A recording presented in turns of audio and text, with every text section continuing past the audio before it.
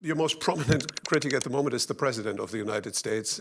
People are even saying that he may be willing to prepare initiatives to break up Amazon because it's too big, it's too successful, it's too dominant in too many sectors, or for very other reasons. First of all, is this scenario of a breakup something that you take seriously, or you think it's just a fantasy? For me, again, this is one of those things where, I focus on and ask our teams to focus on what we can control. And I expect, whether it's the current U.S. administration or any other government agency anywhere in the world, Amazon is now a large corporation, and I expect us to be scrutinized.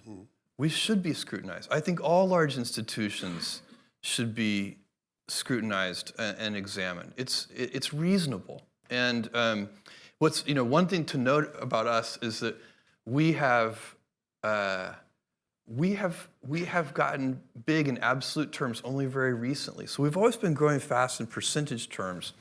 But in 2010, just 8 years ago, we had 30,000 employees.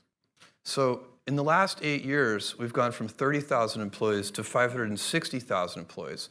So for us, it's kind of, in my mind, I'm still delivering the packages to the post office myself. You see what I'm saying? I still have all the memories of, hoping that one day we could afford a forklift.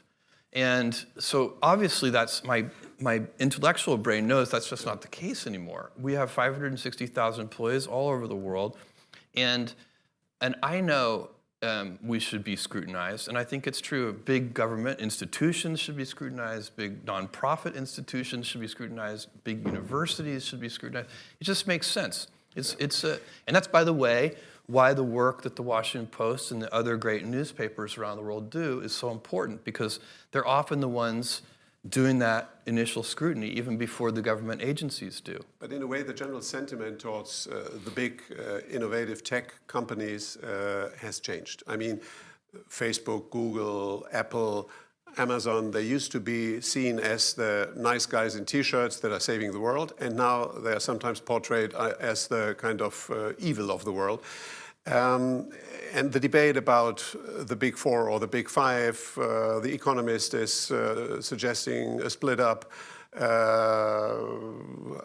Other powerful people like George Soros are giving speeches in Davos. The EU Commission is taking pretty tough positions here. Do you think that there is a change in mindset in the society, and what should the big tech companies, what should Amazon learn from that or do with that? I think I do sense, I think it's a natural instinct. I think we humans, especially in the Western world and especially inside democracies, are wired to be skeptical and mindful of large institutions of any kind. We're skeptical, I'm sure, we're skeptical of our government always in the United States, state governments, local governments. I assume it's similar in Germany. It's healthy. Because they're big, powerful institutions. The police, the military, whatever it is. It doesn't mean that you don't trust them or that they're bad or evil or anything like that. They have a lot of power and control, and so you want to inspect them. Maybe that's a better word. You kind of want to always be inspecting them. And I think if you look at the big tech companies, they have gotten large enough that they're going to be inspected. And by the way, it's not personal. I think you can go astray on this if you're the founder of a company, one of these big tech companies or any other big institution. If you go astray on this, you might start to take it personally. Like, why are you inspecting me?